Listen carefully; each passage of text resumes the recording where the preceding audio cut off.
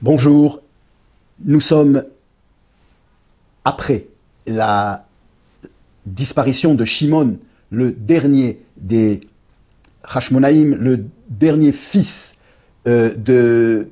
Mattathiaou, le dernier des révoltés de la grande révolte contre les Grecs avec le miracle de Hanouka, et c'est son fils, nous l'avons vu dans le cours précédent, celui que les historiens vont appeler Jean Hircan, Yohanan Urkenos, et qui prend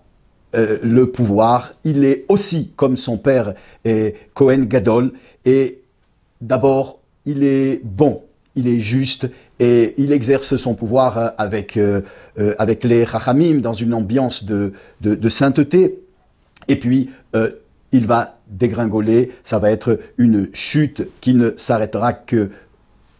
bien plus tard, des années plus tard, avec la reine Shlom Tzion HaMalka, mais nous allons voir ça tout de suite dans ce cours-là. Donc, ce qui va produire la chute, c'est, selon certains historiens, du lachon hara qui aurait été dit, de la médisance qui aurait été dit sur lui, par médisance qui aurait été diffusée par un certain courant politico et spirituel, si on peut dire, un certain courant religieux qui ne pouvait supporter que Jean Hircan, ce Yohanan Urkenos, continue la lignée, continue la coutume de ses ancêtres de prendre le pouvoir alors qu'ils étaient des Kohanim, alors qu'ils étaient des prêtres. Dans le judaïsme, on voit d'un très mauvais œil l'accumulation des pouvoirs chez un seul homme. Le judaïsme a divisé les différentes fonctions, les différents pouvoirs. Vous voyez même qu'au temps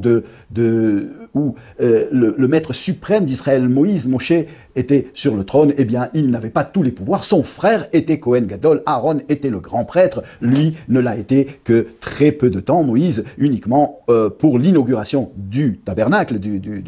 temple portatif dans le désert. Et puis, après, il a laissé la place à son frère et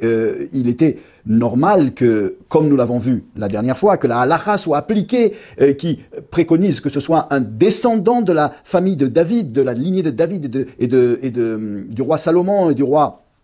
Hiskiaou Améler, cette fameuse lignée qui part de David et qui arrivera jusqu'au Messie, qui doit prendre le pouvoir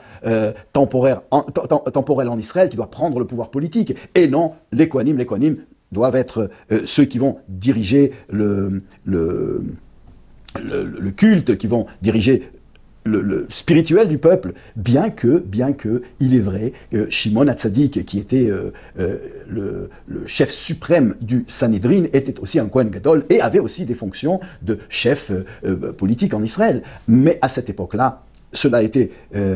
une grande bénédiction parce que ça a permis à ce que politiquement, pragmatiquement, le peuple, l'État, la communauté juive en Israël qui revenait du premier exil soit conduite sous une férule de sainteté, de justice et de bonté et éclairée par les lois et les coutumes juives authentiques, ce qui n'était pas le cas à cette époque-là, puisque déjà nous avons goûté, nous juifs à cette époque, à des divisions religieuses, à des écartements. Nous avons vu qu'à l'époque d'Antichnos Soro, qui était le chef du Sanhédrin, deux de ses élèves, qui faisaient partie aussi de ces Chachamim de l'époque, de ces grands sages, vont quitter le judaïsme traditionnel, le judaïsme authentique, et ils vont fonder des sectes juives qui vont de plus en plus prendre d'importance, d'impact dans les esprits. Des sectes juives qui permettent un affaiblissement de la croyance et de la foi et de la pratique, et en prétextant idéologiquement, spirituellement, si on peut dire entre guillemets, que le judaïsme doit être pratiqué à la lettre, en ce qui concerne ce qui est écrit dans la Torah, mais toute la tradition orale, toute la Torah que Dieu a donnée et a ordonnée aux grands Chachamim, aux grands présidents, aux grands nassis, princes des différents Sanhédrin, des différentes cours rabbiniques, depuis Moïse jusqu'à cette époque-là, de transmettre comme étant la volonté de Dieu et d'en être les gardiens et d'en être les maîtres, ils vont refuser cette partie de la Torah, qui est en fait la plus grande partie de la Torah, qui est la seule façon dont on peut comprendre et pratiquer le judaïsme, parce que la Torah écrite ne fait que nous parler de têtes de chapitres, de sujets que uniquement les sages vont expliquer, vont permettre au peuple de les pratiquer dans ce qu'on appelle la Torah orale, qui était interdit d'être diffusée de manière écrite à cette époque-là. Alors, donc, Baïtous et Tzadok vont se séparer, ils vont faire des sectes, ils vont former des sectes qui vont de plus en plus avoir d'attrait dans le peuple qui lui veut s'égarer parce que le nouveau souffle de la modernité de l'époque, avec la philosophie grecque et l'évolution des cultures et des pouvoirs militaires et temporels de l'époque, offre un avenir qui paraît beaucoup plus lumineux et qui s'avérera catastrophique pour Israël. Donc à cette époque-là, on flirte avec la facilité, on flirte avec la superficialité, on devient de plus en plus paresseux pour le don de soi et pour la pratique sans compromis, sauf cette lumière, cet éclairage, cet éclair de la révolte des Maccabim, de la révolte de ces fils de Mattathiaou, et Mattathiaou en tête, Cohen Gadol, qui vont écraser les Grecs et les repousser, mais leurs descendants qui vont prendre le pouvoir, eh bien, vont eux aussi se laisser avoir dans cette dégringolade spirituelle. Alors, Jean Hircan, on avait dit donc Yochanan Urkenos, à cause de médisance de la part de certains qui ne peuvent pas supporter qu'il ait tous les pouvoirs, qu'il s'accapare aussi du pouvoir politique comme du pouvoir spirituel, et vont faire courir le bruit que sa mère n'aurait pas été pure, donc il n'aurait pas été enfanté dans la pureté selon la tradition juive, et que donc il aurait été Cohen, un Cohen qui est dégradé, et donc ce que on appelle dans le langage juridique de la Torah halal, et il n'avait pas de droit d'être Cohen Gadol. Alors, les Tzdukim, eux, ne font pas cas de ces exigences de pureté dans la lignée des Kohanim, et donc il va partir avec eux et dégringoler. Lui-même deviendra Tzdukim, il dégringolera. Certains diront que c'est le fameux Cohen Gadol qui, durant 80 ans, a servi dans le temple et puis qui est devenu un Tzdukim. Il va mourir de mort naturelle en moins 104, l'année moins 104 avant l'ère vulgaire, c'est-à-dire, nous sommes donc 3626 ans après la création du monde, et il laisse quatre fils et qui sont Antignos, Yehuda qui va se faire appeler Yehuda Aristobulus, on l'appelle dans le langage des historiens francophone Aristobule, et son frère Alexander Yanaï, et un autre qui s'appelle Avshalom. C'est les quatre fils de Jean Hircan, de Yochanan Urkenos. Alors, Yochanan Urkenos veut que, et la tradition veut avec, que son fils aîné lui succède. Il a un fils aîné qui s'appelle donc Yehuda Aristobule, et ce Yehuda va être nommé par le testament de son père et par les sages d'Israël Cohen Gadol. Il est le grand prêtre, il est le Cohen Gadol. Mais, c'est un homme qui est avide de pouvoir et d'argent, avide de superficialité, assez cruel. Il n'a pas de bonne midote, il n'est pas raffiné. Et son père le sait, bien que lui-même étant un tzduki, lui-même ayant abandonné la Torah authentique et le judaïsme pur, il ne veut pas quand même que son fils ait tous les pouvoirs. Il a peur que s'il s'empare du pouvoir temporel, il aura vite fait d'amener Israël à sa perte. Alors, il va le nommer Cohen Gadol. Et pour lui retirer la possibilité de prendre le pouvoir par la force, il nomme sa femme, qui est donc la mère de Aristobule, il la nomme reine et il lui donne le pouvoir. Et il aime aussi un fils particulièrement mais comme il est cadet, il ne lui donnera pas la Keuna Gdola, mais il va le nommer chef des armées. Cet homme est aussi très aimé par son frère Aristobule. Il s'appelle Antignos et c'est un fameux guerrier, donc il est à sa place à la tête de l'état-major.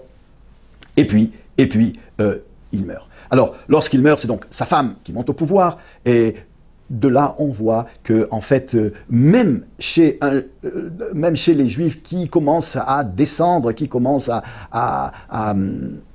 dégringoler dans leur piété, eh bien, la femme juive a une telle importance dans le judaïsme que c'est exceptionnel, mais dans l'histoire de l'Antiquité, mais on va voir des femmes monter au pouvoir en Israël et diriger le pays, diriger l'armée, diriger la politique et les affaires intérieures et extérieures. Alors,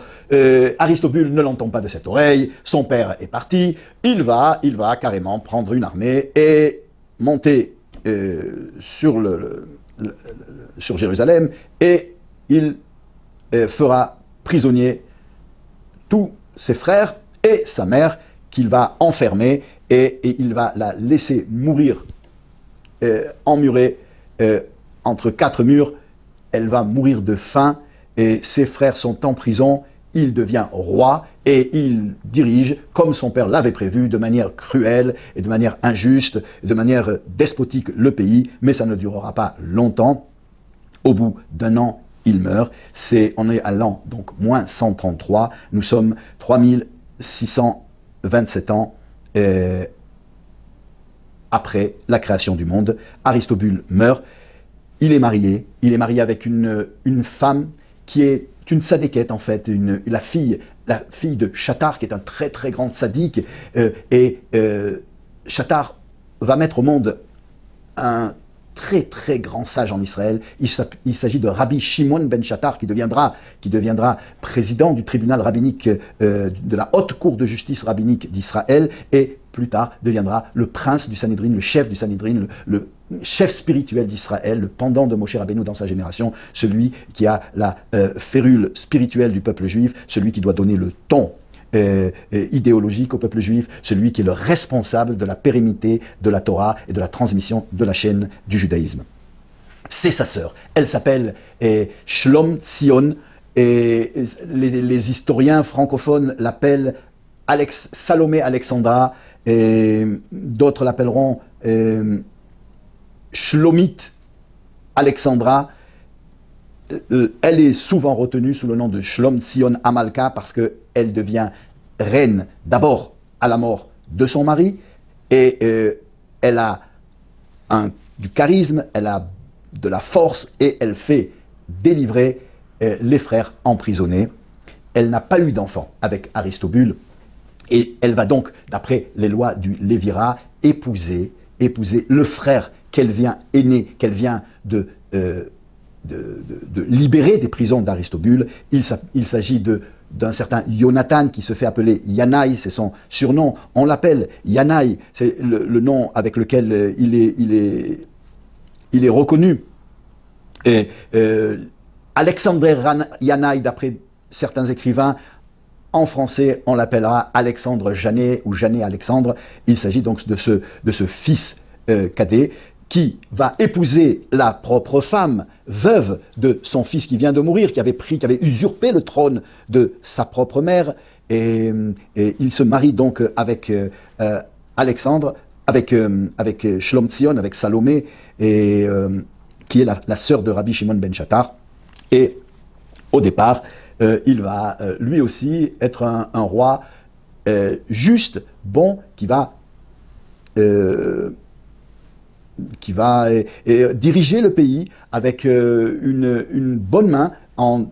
redorant le blason d'Israël. Il va affronter beaucoup d'ennemis, il va conquérir, élargir les frontières d'Israël, mais très vite, lui aussi va dégringoler.